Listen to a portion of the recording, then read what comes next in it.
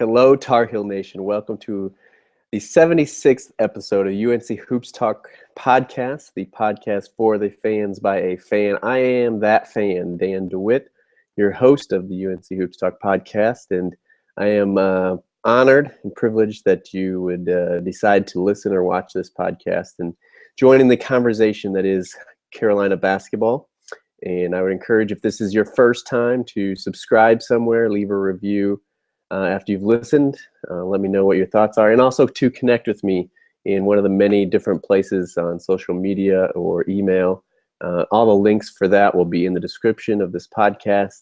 Pick the one that you use most and connect with me. Let me know that you found the podcast, where you found it, and leave feedback, leave suggestions, leave questions, comments. I love it all. And let's just talk college basketball and specifically the Tar Heels. Because that is something I'm very passionate about and that I love to do. That's why this podcast exists, and I hope that I can share that passion and enthusiasm with you. But enough about that stuff. A great week. It's always a great week to be a Tar Heel. This is a great week to love Carolina basketball and to love the Tar Heel basketball program. We have two more wins, ACC wins, of course, now that we're in conference play. Take down Florida State in Florida State at Tallahassee, however you want to say it. And then, which, as I'll add, can be known as the Brice Johnson game. I know, and we'll talk about it as we get into it, Marcus Page had the quietest 30 points you'll ever have in a game, but that will be forever known as the Brice Johnson game from here on out. There, I said it. Let it go into credence, or let it be written down forever. And then we also had the win at Syracuse, the Jim Boehiem return from his suspension, rowdy crowd. So both of them really road wins, and we've seen in the ACC and even in college basketball throughout how difficult it is to win on the road this year. Every year it is, but even more so this year, I would say. You have Virginia going down to Virginia Tech, Georgia Tech. They may have, I think, and then they beat Miami on the road after those two. We just saw Kansas lose on the road to West Virginia. Maryland, number 3 team in the country, just lost to Michigan last night, as this is being recorded Wednesday, January 13th, I believe it is today. So a lot of teams going down on the road. Obviously, if you watch college basketball on a regular basis, you probably watch the Oklahoma-Kansas game. The home team won, even though that was a phenomenal game. I mean, you're not going to see another one of those for a decade or so. That was a great regular season game. That would have been a great national championship, a great NCAA tournament game. That would have been a great scrimmage to watch. It didn't matter if it even counted. That was a great game to watch. So yeah, a lot of teams losing on the road. Not the Tar Heels though. We pull it out against and pull out is probably the way. We're playing great. Knock on wood. But yeah, we got stuff rolling. First time we're ever 4-0 in the ACC under Roy Williams. And yeah, everything's looking great. Guys are gelling. We're getting healthy again. Kenny Meeks is coming back. Hopefully we'll get even more healthy as we go. And yeah, let's kind of jump into the games here a little bit.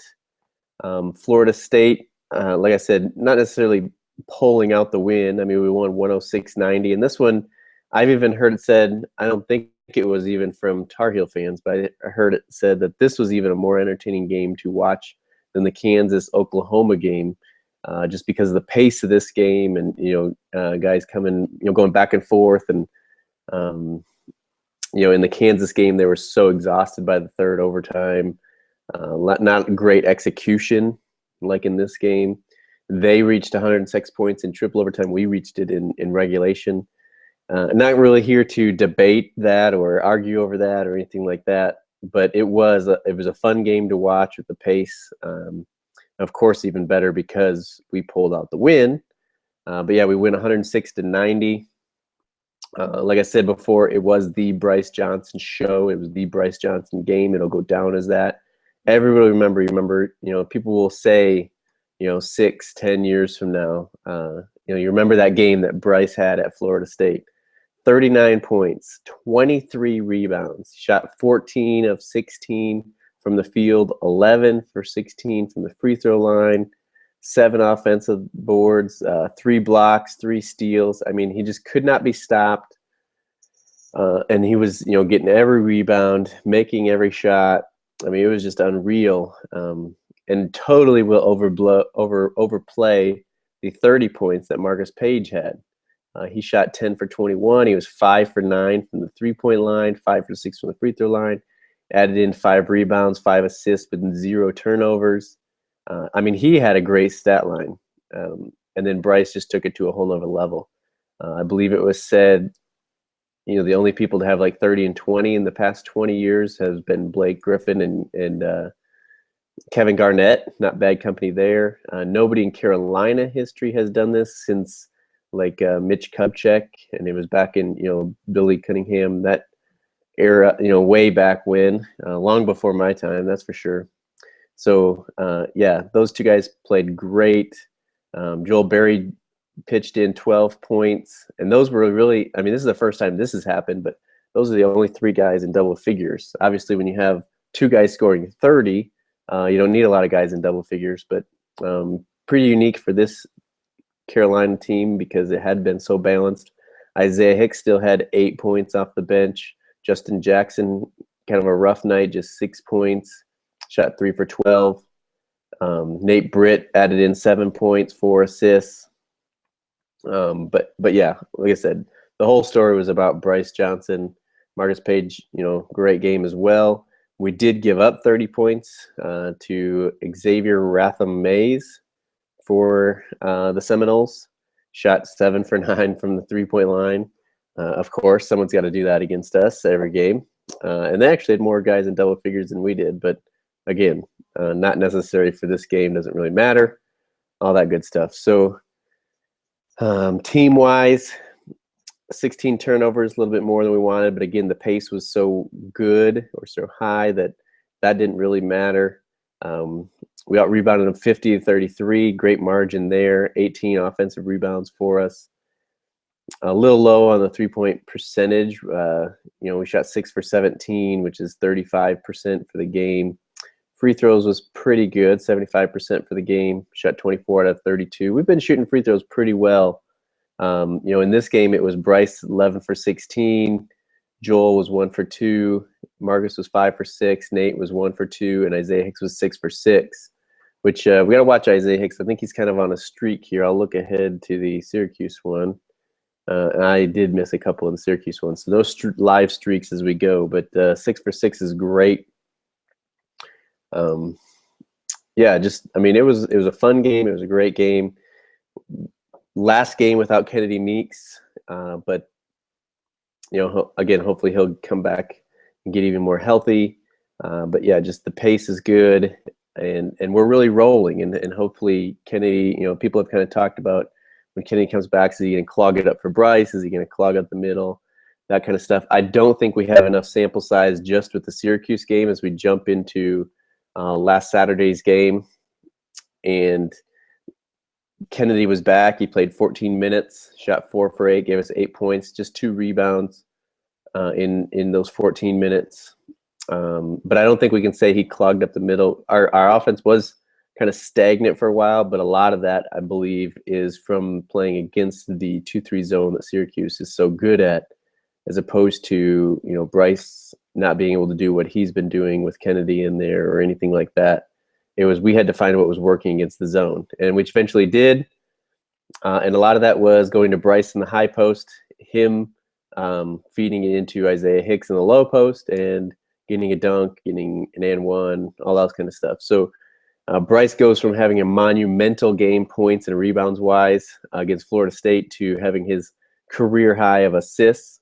Still had a decent game, 16 points, only 4 rebounds in this one. But again, that zone, they would take threes and miss them, and there'd be long rebounds, not as many rebounds for the big guys like we just said, we out-rebounded Florida State. We had 50 rebounds. In this game, we had 33. So just that many more or less rebounds to be had. That also being said, we did get out-rebounded, which shouldn't happen, and why the game was close there for such a long time. But again, once we found what was working, go to the high post, go high-low, and we were getting dunks off of it and got to open up the game. We won 84-73. 11-point win is not bad. Again, like I said, being on the road, and not many people are doing that in the ACC. So, like I said, Brice, 8 assists, career high, just 2 turnovers, had another block, a couple of steals.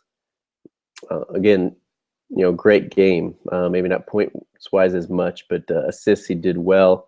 Joel James did still start this game, even though Kennedy Meeks was gone, gave us 6 points. He was solid.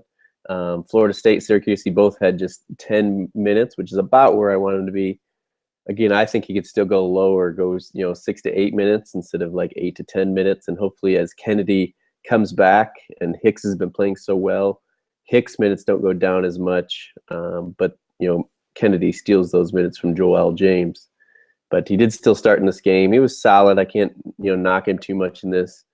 Justin Jackson, 16 points, came back pretty strong, shot 8 for 11.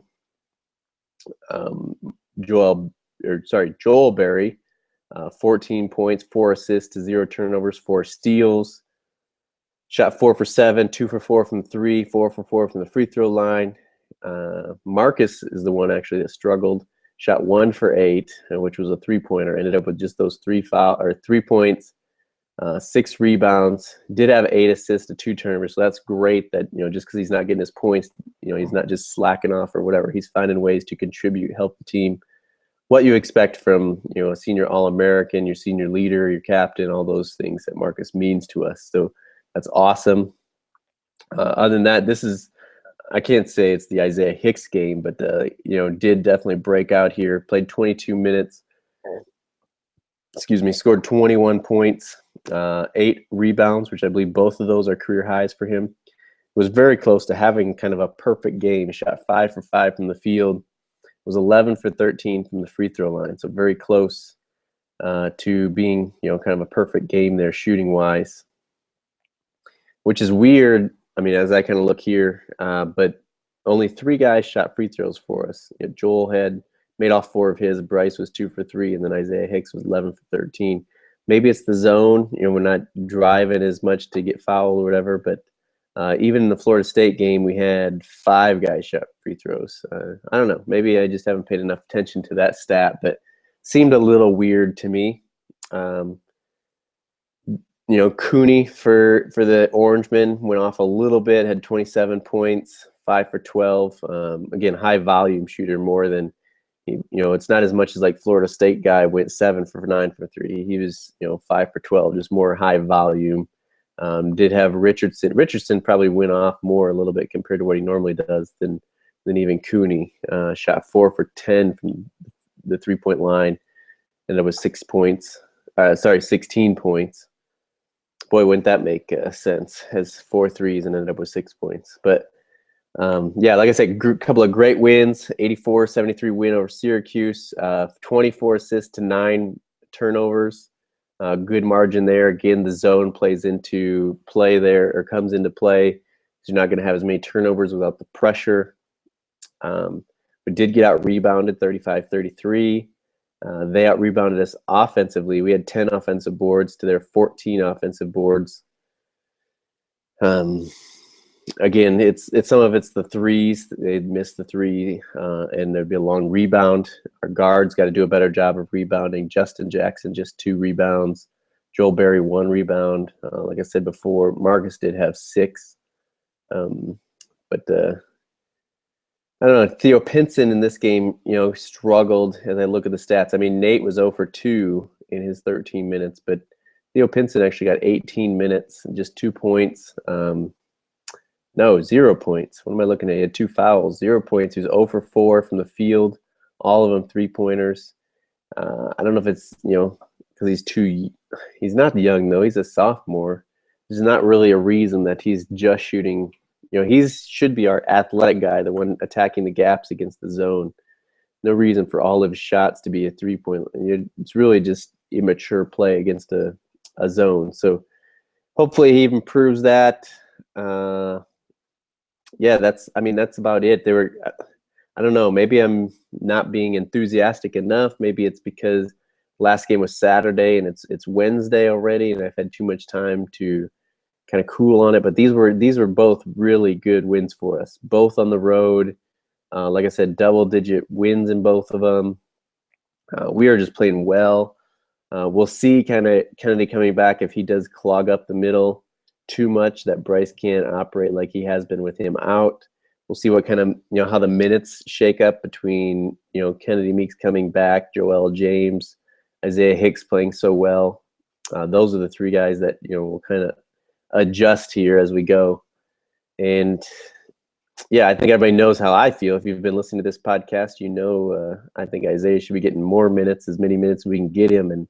And Joel James needs to be, very spot play. Although, again, without bashing the guy too much, he's been very solid last few games, and has given us good minutes, even good offense. I wouldn't call him an offensive player much, but very, very solid minutes from him lately. So, again, if we can keep him more at the 6 to 8 range and get a couple buckets, couple rebounds out of him, then move Kennedy up, Isaiah up, and that kind of stuff, we're going to be better for it, unless injuries happen. But again, we're going to knock on wood and hope that doesn't happen. So coming up in the next week, NC State on Saturday, the 16th of January. That is a noon Eastern start on ESPN. Back home in the Hill for that one. And then the following Wednesday, a week from tonight, the 20th, we take on Wake Forest at a 7 p.m. Eastern start on ESPN2 in the Hill. So unfortunately, I am leaving out of town on Saturday. My plane will be landing in Kansas City like right before 11 o'clock. Central time, since I'll be in there, but right before noon Eastern, right before tip-off. So I'm hoping that I can stream the game on my phone and kind of keep up. Otherwise, through Twitter, I need you guys to keep me updated on what's going on. I'm going to see if the wife will drive so I can watch the game on my phone. And then also, when I fly back home here to Tennessee on Wednesday the 20th, I think I land at like 5:30 Eastern time. Well, I'll be Central, but it's 5:30 Eastern time for a 7 o'clock tip. It'll be very close. I should be back home for the second half of it, but again, I may have to kind of watch some of that on my phone, hopefully, to catch and to keep up, or at least keep up on Twitter. So all you loyal fans out there need to be tweeting at me what's going on. Vine, if you follow me on Vine and expect any highlights from that, probably won't happen for those two games unless there's something huge. I'll have them DVR'd. I'll go back and Vine it that way. But inaction during the game will not happen. Someone's going to have to take that over for me. Send me the videos. I'll put them up on Vine, something like that. I would love for somebody to do that. I don't know if that's going to happen, but that's all right. We'll make do, and we'll keep chewing on our heels, and we'll all be okay. So podcast-wise, I believe I will be back probably that Thursday so that I can cover the State and Wake Forest game in the next episode. Hopefully 2 more wins. God, that'd be 6-0 in the ACC already. Obviously, they're both home, so we need to win them. And they're both obviously winnable games. If we're going to be number 5 in the country, we need to not slip up like we did at UNI and at Texas, which, we haven't had that problem at home. So I expect we'll be okay. NC State's a rival game. I realize that. So we'll see kind of what happens with that. But I'm putting them in as wins, or at least as winnable games. We know that in college basketball, anything can happen. But we really need to win these games. And then, yeah, I'll be back Thursday to cover those 2 games on the next episode. Look forward to having you back with me. Again, if you have not subscribed already, that is the quickest way. Go to iTunes, subscribe there, and that is the quickest way to get the next episode into your smartphone or tablet or computer, wherever you listen. It is also available on Stitcher and other podcasting apps, as well as on YouTube if you'd rather watch. I believe that's about all the places. It does go up on SoundCloud, but if you want to, you can just go to the blog, unchoopstalk.blogspot.com. There will be links to off to the right. In the right column, there's play buttons there where you can play the most recent episode of the podcast. A couple of places actually you can do that. And I just encourage you to connect with me. I love the feedback, and positive, negative, I'll be able to handle it. It's okay. Let me know, and let me know where you found it, how you found it, where you're listening, all that good stuff. Love to hear from you guys. Until next week, this is all I got. I am signing off. I am your host, Dan DeWitt. And remember, go Heels.